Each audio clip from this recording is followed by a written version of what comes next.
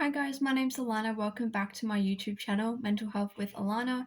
If you're new here, please click that red subscribe button and give this video a thumbs up, as it'd really help me out. Before I get started, I wanted to remind you all that I create sensory boxes for your mental health.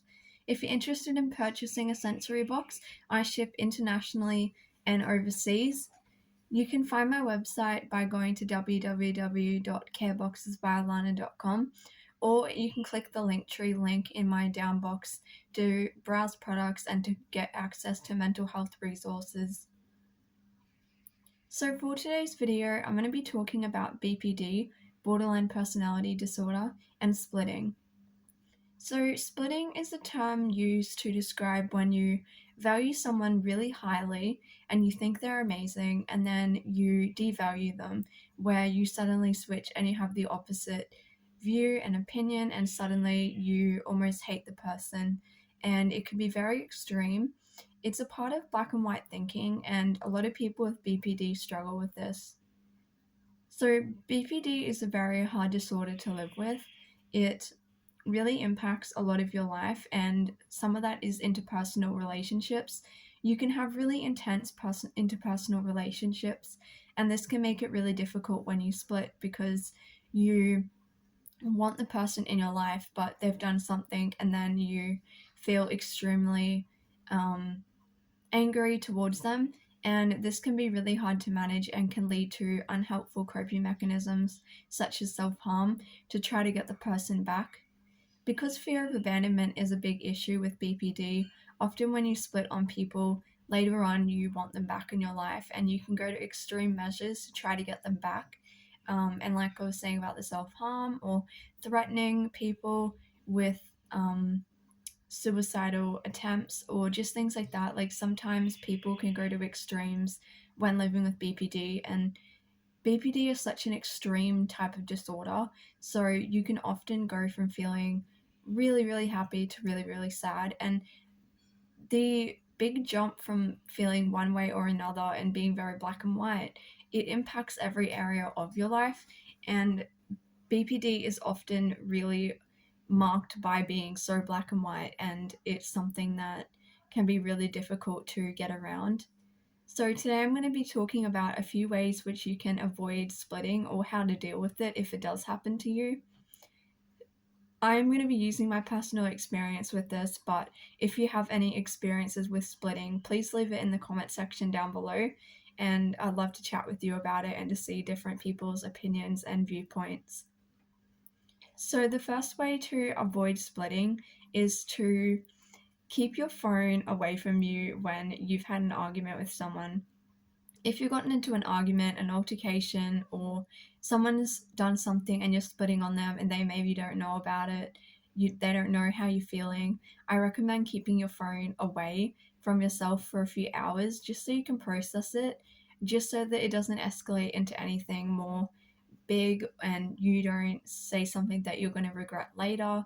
This can be helpful for personal relationships, whether romantically or just general relationships.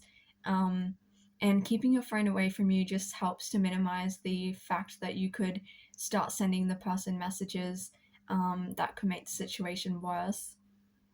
Another one is kind of similar to this, but it's to, if you're having a physical if you're having an argument that's in person, so not over the phone, if you're having an argument with someone or someone's done something and it's really triggered you, I would say the best thing is to let them know that what they've said has really upset you and that you just need some time to process it, and give yourself some time just to go away and physically remove yourself from the situation if it's possible, and go off and just have some time to debrief, calm down, think about what's going on, maybe do some journaling to help you get all the emotions and feeling out.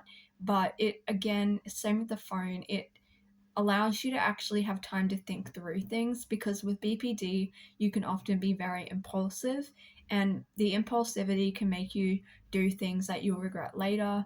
And just going away and having some time to yourself to think about what you're actually experiencing, what you're feeling, and even journaling, writing it down, write down how you're feeling. It can kind of get it out without you having to maybe unload it on the person.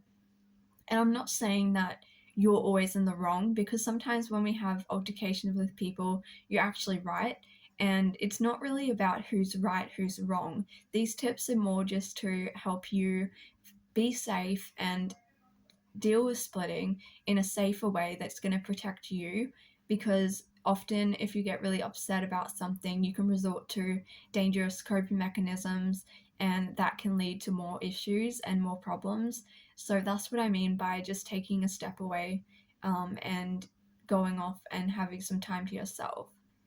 um, the last one is to, after you've taken a step away and you've thought about it, it would be to maybe approach the person and use I statements. So instead of saying, you did this, you did that, you always do this, try to come at it from a perspective where you're saying, I feel like when you say this, it makes me feel upset, or I feel like when you did this, it really hurt me, and these are the reasons why it hurt me. So, trying to use I statements can be really helpful.